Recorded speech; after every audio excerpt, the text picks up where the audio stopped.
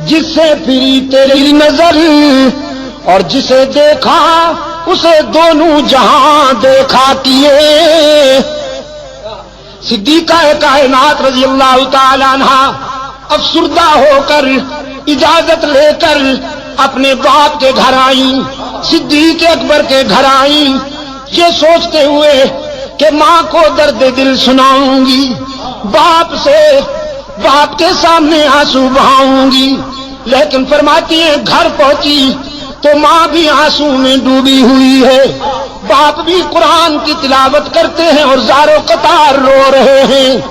میری تو سمجھ میں کچھ نہیں آ رہا تھا.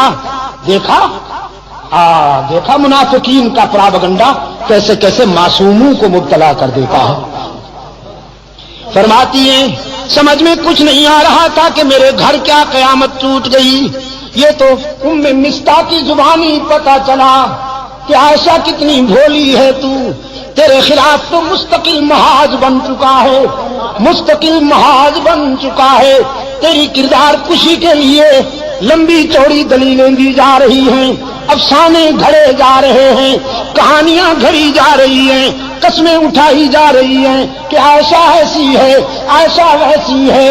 تجھے تو پتہ ہی نہیں ہے کسی بات کا. فرماتی ہے میں اس قدر متاثر ہوئی کہ بے ساختہ بخار میں مبتلا ہو گئی. گھر کے اس کونے میں چلی گئی مصلی اٹھا کر جہاں مکمل اندھیرا تھا، تنہائی تھی. ماں نے گھبرائی ہوئی بیٹی کو مصلی اٹھا کر جاتے دیکھا، سوچا کہیں جان سے نہ مار ڈالے خود کو. پوچھا بیٹی کہاں جاتی ہو؟ عائشہ نے کہا چپ رہیے، گھبرائیے نہیں، ہائی کورٹ تو ناراض ہو گیا ہے، ذرا سپریم کورٹ کا دروازہ کھٹکھٹانے جا رہی ہوں. اب اس کے دروازے پہ آنسو بہانے جا رہی ہوں جہاں آدم روتے ہیں، زکریا روتے ہیں، ابراہیم روتے ہیں، یونس روتے ہیں اور سب کے آنسو پوچھے جاتے ہیں. آج اس کے محبوب کی عائشہ بھی آنسو کا نذرانہ لے کر جا رہی ہے، اللہ کی عدالت میں اپیل کرنے جا رہی ہوں. میرے معبود میرے کردار کو کوئی اور جانے یا نہ جانے، لیکن تو میرے کردار کو بھی جانتا ہے، افکار کو بھی جانتا ہے. یہاں عائشہ نے آنسو کی برسات میں اللہ کی عدالت میں اپیل کر دی. وہاں رحمت عالم صلی اللہ علیہ وسلم نے صحابہ کا اجلاس بلا لیا، صحابہ کا اجلاس بلا رکھا ہے. میرے آقا نے فرماتے ہیں بتاؤ کیا کروں، عائشہ کے معاملے میں رائے دو، کیا کروں. صحابہ رو رہے ہیں، کسی میں جرأت گفتار ہی نہیں، آنکھیں برس رہی ہیں، سسکیاں سنائی دیتی ہیں، آہوں کی آواز آتی ہے. رحمت عالم فرماتے ہیں بولو نا، عائشہ کے معاملے میں کیا کروں، لوگ ایسی ویسی باتیں کر رہے ہیں. ایک آواز آئی اللہ کے رسول اگر عائشہ سے آپ زیادہ ہی کبیدہ خاطر ہیں، اگر آپ کا دل زیادہ دکھ گیا ہے تو آزاد کر دیجئے. نبی کو بیویوں کی کمی تو نہیں، بس یہ آواز اٹھنی تھی کہ فاروق اعظم زارو قطار روتے ہوئے اٹھ کھڑے ہوئے، عرض کیا اللہ کے رسول یہ فیصلہ تو بالکل آخری ہوگا، پہلے یہ بتائیے کہ عائشہ کو آپ کی رفیقہ حیات بنانے والا کون ہے. پہلے یہ بتائیے کہ عائشہ کا رشتہ منتخب کرنے والا کون ہے، اس نسوانی پیکر کو آپ کے خانوادہ اقدس میں بھیجنے والا کون ہے. پہلے یہ ہمیں بتائیے، ہم اس سے پوچھیں گے کہ تم نے کس کے لیے کون سا رشتہ منتخب کیا تھا. رسول کی انگلی آسمان کی طرف اٹھ گئی. اللہ کے رسول کے خاموش کنارے نے، خاموش اشارے نے بلاغت کے دریا بہا دیے، فصاحت کے سمندر موجزن کر دیے. رسول کی انگلی آسمان کی طرف اٹھی، فاروق کی تلوار نیام سے نکل آئی. عرض کیا اللہ کے رسول جس نے عائشہ کو آپ کے گھر میں آپ کی بیوی بنا کر بھیجا ہے، آپ کے گھر سے نکالنے کا اختیار بھی اسی کو ہے. عائشہ پر تنقید کرنے والوں کو میری تلوار کے حوالے کر دیجئے، ان سے میری تلوار نمٹے گی، انہیں تو میں سمجھوں گا. رحمت عالم صلی اللہ علیہ وسلم کی آنکھوں میں آنسو تھے، لبوں پہ مسکراہٹ چمک گئی. فرمایا جزاک اللہ ابن خطاب، جزاک اللہ تو نے میرے دل کی گرانیاں دور کر دی، تو نے میرے ذہن کی گرانیاں دور کر دی، جزاک اللہ میرے عمر۔ بس فیصلہ وہیں سے ہوگا۔ اب میں بھی اسی کے فیصلے کا منتظر ہوں، تم بھی اسی کے فیصلے کا انتظار کرو، ہم سب اللہ کے فیصلے کے منتظر ہوں گے۔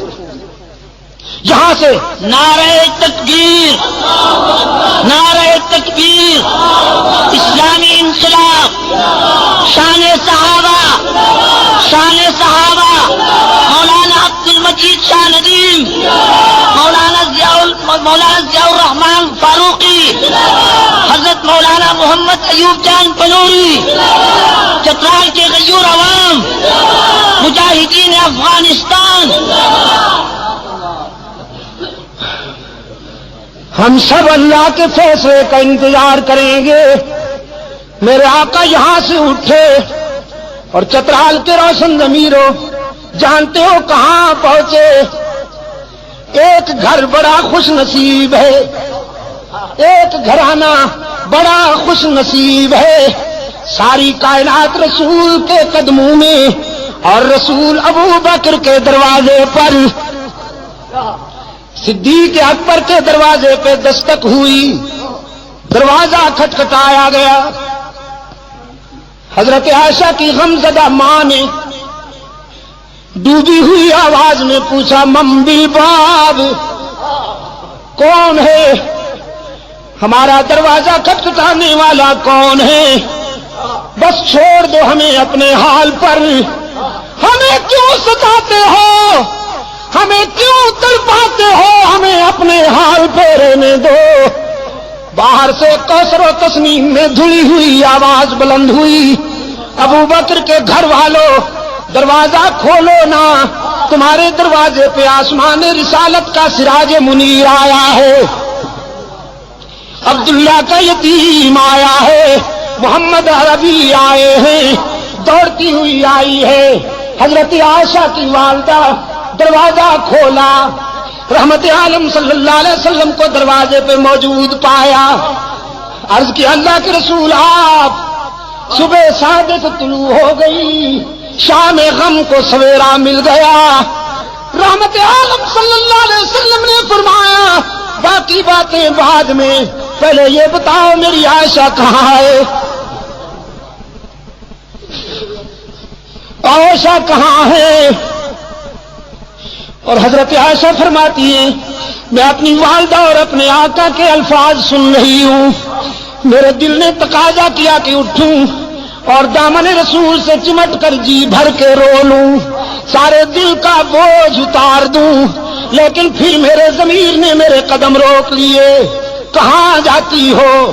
جس کی عدالت میں اپیل کی ہے ذرا وہاں سے فیصلہ تو ہو لینے دو، اس کی عدالت کو چھوڑ کر یہ سچ ہے کہ آج تیرے در پہ تیرا محبوب آیا ہے، لیکن اس عدالت کو چھوڑ کر کہاں جاؤ گی؟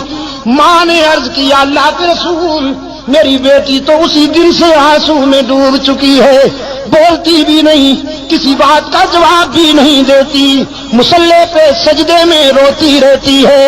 رحمت عالم صلی اللہ علیہ وسلم قریب آئے، عرض فرمانے لگے عائشہ آج اپنی صفائی میں جو کچھ کہنا چاہتی ہو کہو، سننے کے لیے آیا ہوں۔ حضرت عائشہ فرماتی ہیں میرے آقا اشکو بسی و حزنی اللہ، آج میرا وہی حال ہے جو ابو یوسف کا تھا۔ فرماتی ہیں میرے غم و حزن کا یہ عالم کہ یعقوب علیہ السلام کا نام ہی بھول گیا، ابو یوسف کہہ کر گزارا کیا۔ آقا میں آج کیا کہوں بھی تو لوگ نہیں مانیں گے، جو کچھ کہنا چاہتی تھی علیم بذات الصدور کو کہہ بیٹھی ہوں اور اسی کے فیصلے کی انتظار کر رہی ہوں۔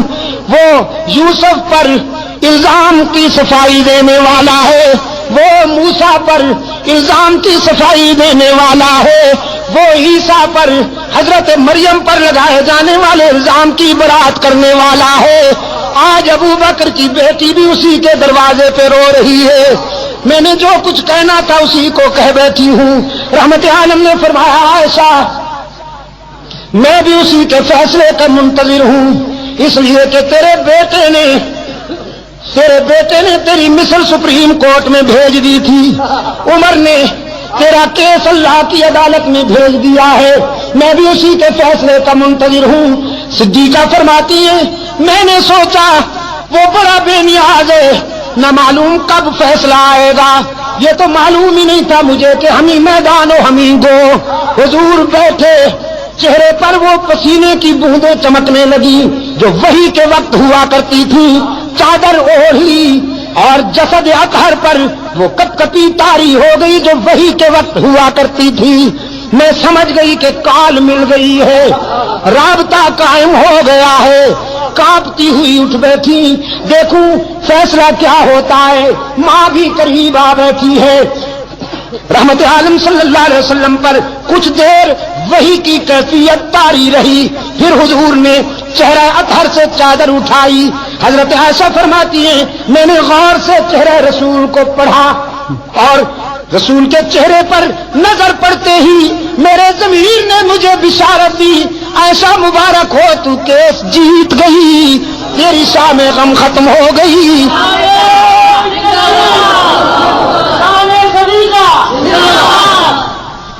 اس لیے کہ رحمت عالم صلی اللہ علیہ وسلم کے چہرے پر غم و حزن کے آثار غائب تھے، راحت و مسرت کا سویرا چمک رہا تھا۔ چادر ہٹاتے ہی رحمت عالم صلی اللہ علیہ وسلم نے فرمایا عائشہ مبارکباد دیتا ہوں، اے صدیق کی بیٹی، تیرے مقدر کا کون مقابلہ کرے کہ موسیٰ پر الزام لگے تو ایک عورت وکیل صفائی بنتی ہے، یوسف پر الزام لگے تو ایک لڑکا وکیل صفائی بنتا ہے، مریم پر الزام لگے تو عیسیٰ بچہ وکیل صفائی بنتا ہے، لیکن ابو بکر کی بیٹی یہ تیرا مقدر ہے کہ جب منافقین نے تجھ پر تنقید کی تو خود رب العالمین وکیل صفائی بن گیا، خود رب نے تیرے کیس میں وکالت کی ہے۔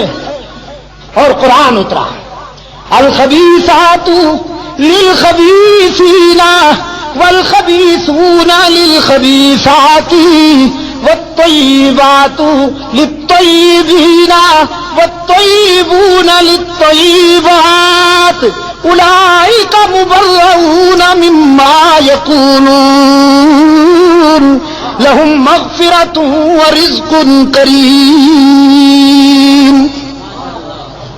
اور میں حضرت شیخ الحدیث مدظلکم میں اسی موڑ پر کہا کرتا ہوں